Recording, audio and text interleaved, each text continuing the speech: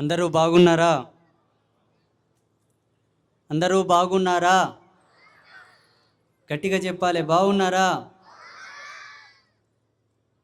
కడుపులో పుట్టిన పిల్లల్ని తల్లే కదా అడగాల్సింది, అందుకే అడుగుతున్నాను, బాగున్నారా లేదా? మీరందరూ బాగానే ఉంటారు కానీ మేము బాలేం. ఏమైంది బాలేకపోవడానికంటే, నా ముఖం చూడు ఎట్లుందో ఒకసారి, మొత్తం వాడిపోయిన పువ్వులాగా లేదా? తిరిగి తిరిగి తిరిగి తిరిగి తిరిగి తిరిగి తిరిగి తిరిగి వాడిపోయింది ముఖం. ఎవరి కోసం? మీకోసమే, నా కోసం అయితే కాదు. నేను ఆసనం వేసుకొని జపం చేయాలంటే ప్రశాంతంగా అద్వితీయమైనటువంటి ఆనంద చిత్తంలో మునిగిపోతాను, నిరాకార స్థితిలో. అట్లా ఉండాల్సిన ఈ సన్యాస ధర్మం, ఈ వీధిలెక్కి, ఈ స్టేజ్ల మీదకి ఎక్కి, ఈ ప్రోగ్రాంలు ఏంది, ఈ ప్రవచనాలు ఏంది, అంతా అయోమయంగా ఉంది. అందుకే మొహం అంతా ఎట్లయిపోయిందో ఒకసారి చూడండి, బాగా కళ్ళు తెరుచుకొని. కదా, మీరు ఎంత బాగున్నారు చూడండి, కలకలలాడిపోతున్నారు ముఖం అంతా. లక్ష్మీదేవి కళలు అయిపోయినాయి అందరి ముఖాలు. జై శ్రీరామ్, జై శ్రీరామ్, జై శ్రీరామ్. భారత్ మాతా కీ, భారత్ మాతా కీ, భారత్ మాతా కీ. ఈనాటి శుభ సాయంత్రమున మనమందరం ఇక్కడ కలుసుకున్నాం. భగవంతుని యొక్క ఆశీర్వాదం. తెల్లగాయటలకి ఏం జరుగుతుందో ఎవరికి తెలియదు కాబట్టి ఈ సమయమున మనమందరం ఇక్కడ కలిసాం. భగవంతుని యొక్క కృపా ఆశీస్సులు కల్వకోలు, పెండ్యాల, డబిల్గూడ, రామచంద్రగూడ హిందూ సమ్మేళనం యొక్క సంఘ పరివారం అంతా ఇక్కడ ఉన్నది. మీ అందరికీ, ఈ వేదికకు ఉపస్థితులైనటువంటి మీకు, వేదిక పైన ఉన్నటువంటి సంఘ పెద్దలకు, అలాగే గ్రామ ప్రముఖులకందరికీ మహాలక్ష్మి యొక్క ఆశీర్వాదాన్ని ప్రసాదిస్తూ, మహాకాళి యొక్క శక్తిని ప్రసాదిస్తూ, మహాసరస్వతి దేవి యొక్క జ్ఞానాన్ని, బుద్ధిని, విజ్ఞానాన్ని మీకు అందరికీ ప్రసాదిస్తూ, ఒక సంతుగా, ఒక సాధువుగా, ఒక గురువుగా మా యొక్క అనుగ్రహ ప్రసాదాన్ని మీ అందరికీ ఆశీర్వాదంగా ప్రసాదిస్తూ తదాస్తు.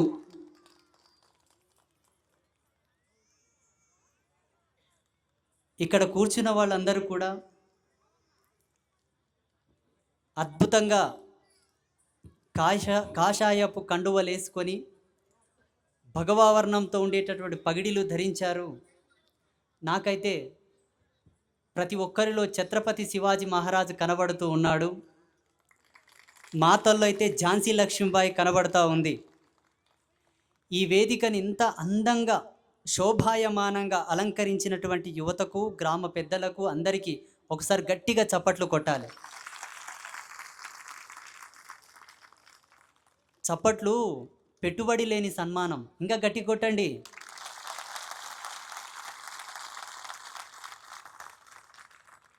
ఈనాటి ఈ సమావేశం యొక్క ముఖ్య ఉద్దేశం ఏమిటి?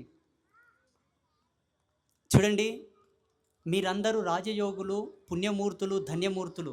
మేము ఏ పుణ్యం ఎరగని, ఏ అచ్చట ముచ్చట ఎరగని పాపిష్టోళ్ళం. మేము సన్యాసులం, మీరు పుణ్యమూర్తులు. కడపార కనిపెంచినోళ్ళు, మీరు ధన్యమూర్తులు. మేము ఆధ్యాత్మికంగా గొప్పవాళ్ళం అయి ఉండవచ్చు కాక ఏమి లాభం? పువ్వులాక ఉట్టి పువ్వులాక పోతాం. పిందె కాకపోతేమి, కాయ కాకపోతేమి, పండు కాకపోతేమి. మీరు గొప్పవాళ్ళు. అయితే మీరు గొప్పవాళ్ళు, అట్లని మేము తక్కువని కాదు.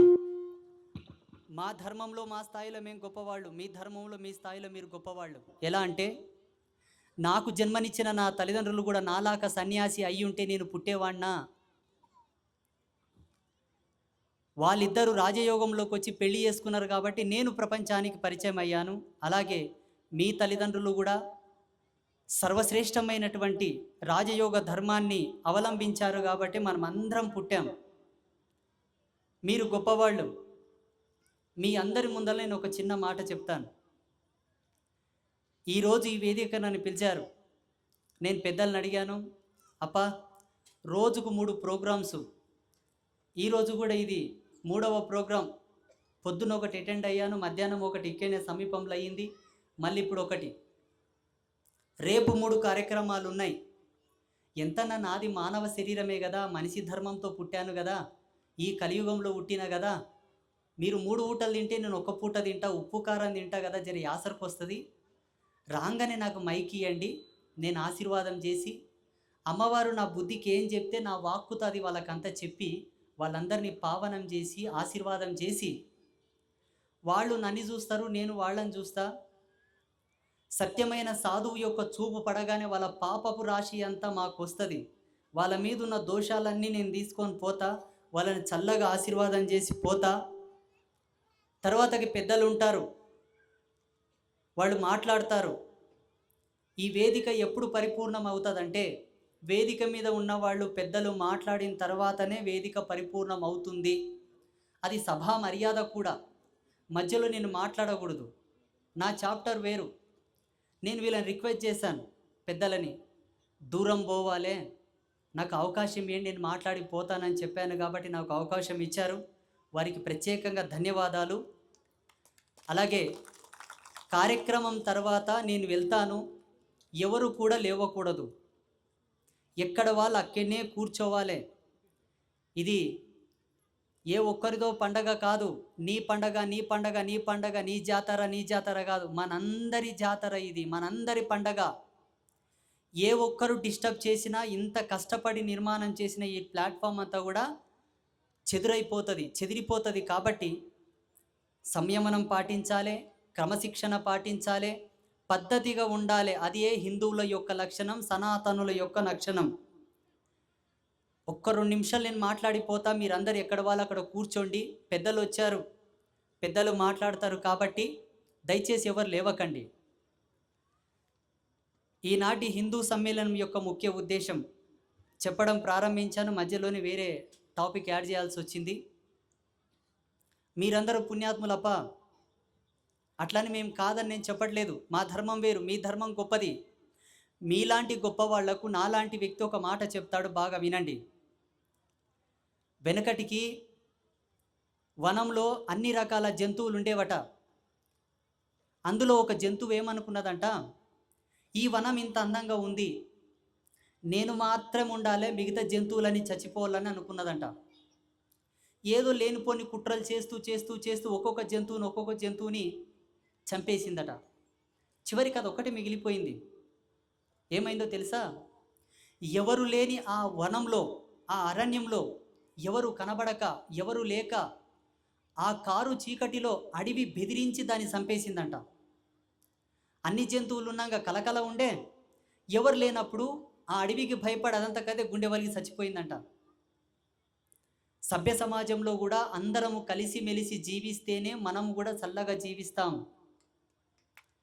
మనం ఒకటే ఉండాలి, మనం మాత్రం ఉండాలనుకోవడం మాత్రం కరెక్ట్ కాదు. ఎన్నాటికైనా తన గోతి తానే తవ్వుకున్నటువంటి పాపం అది. ఇది మీరు అందరూ అండర్లైన్ చేసుకోండి, ఇక్కడ కూర్చున్న వాళ్ళందరూ కూడా. చూడండి, ఎవరి మాన్యతలు వాళ్ళకు ఉంటాయి, ఎవరి ప్రతిష్టలు వాళ్ళకు ఉంటాయి, ఎవరి ఆత్మాభిమానం వాళ్ళకు ఉంటుంది. ఎవరి కష్టం ఎవరు తీసుకోరు, ఎవరిని చెయ్యాడితేనే వాని కుటుంబం గడుస్తుంది. ఒకరి పెయి కింద ఒకరి పెయి దడవది. ఎవరి కష్టం వాళ్ళకి తప్పదు. ఎదుటి వాళ్ళని నిందించి దూషించి వాళ్ళ దృష్టిలో వాళ్ళ కంట్లే మనం పడొద్దు. చెప్పనీకే రాదు ఎవరి కన్ను ఎట్లుంటుందో, ఎవరి నోరు ఎట్లుంటుందో, ఏ గడియ ఎట్లుంటుందో. అందుకే పెద్ద మనుషులు ఒక మాట చెప్తారు, చూడప్ప, నరుని కన్ను చెడ్డది, నరుని నోరు కూడా చెడ్డది. ఎవని కన్ను ఎట్లుంటుందో, ఎవరి నోరు ఎట్లుంటుందో, ఏ గడియలు ఎట్లుంటుందో. అందుకే సాధ్యమైనంత వరకు అందరితోనే కలిసిమెలిసి జీవించు, అందరిని కలుపుకొని బ్రతకని మన పెద్దలు చెప్పారు. ఈ విషయం మీకు ఎందుకు చెప్తున్నానంటే, ఈ ఊరు పొలిమేరలో కాలు పెట్టగానే నాకు కొన్ని సంకేతాలు వచ్చాయి, కొన్ని సిగ్నల్స్ వచ్చాయి. అవి మంచిది కాదేమో అని చెప్తున్నాను. ఏ విధంగా? స్థాయి తక్కువ ఉందని ఒకరిని తక్కువ చేసి చూపకండి, సంపద తక్కువ ఉందని ఒకరిని తక్కువ చేసి చూపకండి, గుడిసె ఉంది నాది బంగ్లా ఉందని తక్కువ చేసి చూపకండి. వాడు తక్కువ నేను ఎక్కువ అని ఎప్పుడే కానీ భేదం చూపకండి. ఎక్కువ తక్కువలు నిర్ణయించేది మనం కాదు, వాడు పైనున్నవాడు, కింద భూదేవి.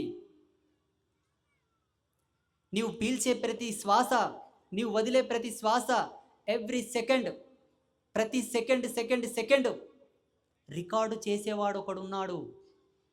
పనికిరాని ఈ స్మార్ట్ ఫోన్లే ఏదో సమ్ టెక్నాలజీ ఉంటుందంట, ఆ స్మార్ట్ ఫోన్ కూడా మనం చేసేవి కొన్ని కాల్ రికార్డ్స్ చేస్తాయంట.